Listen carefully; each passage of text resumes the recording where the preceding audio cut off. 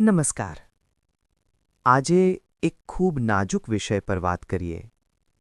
આપણે બીજાની મંજૂરી કેમ શોધતા રહીએ છીએ? આપણે ઘણીવાર કંઈક કરીએ છીએ અને તરત અંદરથી એક પ્રશ્ન ઊભો થાય છે. લોકોને ગમ્યું હશે? એમણે શું વિચાર્યું હશે? મારી વાત સાચી લાગી હશે? આ પ્રશ્નો સામાન્ય લાગે છે.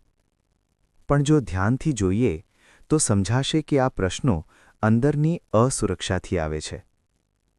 મંજૂરી શોધવી માનવ સ્વભાવનો ભાગ છે. બાળપણથી જ આપણે શીખ્યા છીએ કે જ્યારે કોઈ આપણને વખાણે ત્યારે આપણે સારું અનુભવીએ છીએ. અને જ્યારે કોઈ ટીકા કરે ત્યારે અંદર થોડી ચોટ લાગે છે. ધીમે ધીમે આપણે શીખી જઈએ છીએ કે પોતાની કિંમત બીજાની પ્રતિક્રિયા પર આધારિત છે.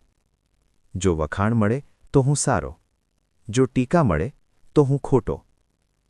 આ રીતે પોતાની ઓળખ બીજાના હાથમાં મૂકી દઈએ છીએ. અહીં એક મહત્વની સમજ છે. મંજૂરીની જરૂર એટલા માટે નથી કે તમે નબળા છો. મંજૂરીની જરૂર એવું બતાવે છે કે અંદરથી પોતાની ઓળખ હજી મજબૂત નથી. જ્યારે અંદરથી પોતાની સમજ સ્પષ્ટ હોય ત્યારે બીજાનો અભિપ્રાય મહત્વનો તો રહે પણ નિયંત્રક નથી રહેતો. પણ જ્યારે અંદરથી અસ્પષ્ટતા હોય ત્યારે દરેક શબ્દ આપણને હલાવી દે છે. હમણાં એક નાનો સવાલ પૂછો.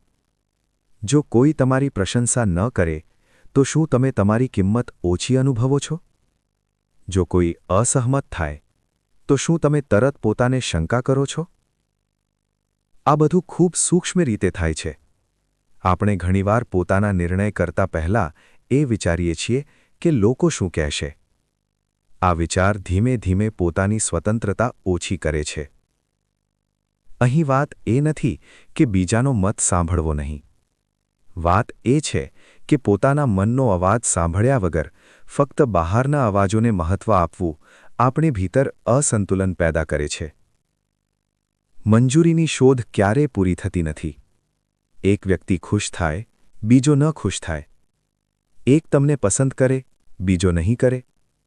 જો તમે દરેકને ખુશ કરવાનો પ્રયત્ન કરશો તો અંતે તમે પોતાને ભૂલી જશો.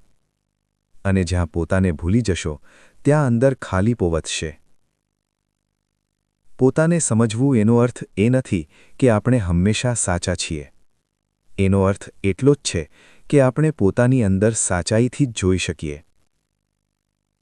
જ્યારે અંદરથી સ્પષ્ટતા આવે છે ત્યારે મંજૂરીની જરૂર ધીમે ધીમે ઘટે છે. ત્યારે તમે કામ કરો કારણ કે એ સાચું લાગે છે, પ્રશંસા માટે નહીં.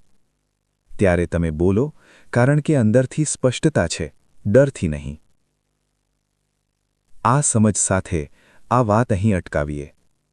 જો આજે તમે થોડું ઓછું બહારની મંજૂરી શોધવાનું પસંદ કરો અને થોડું વધારે પોતાને સાંભળો તો એ જ પૂરતું છે. આભાર.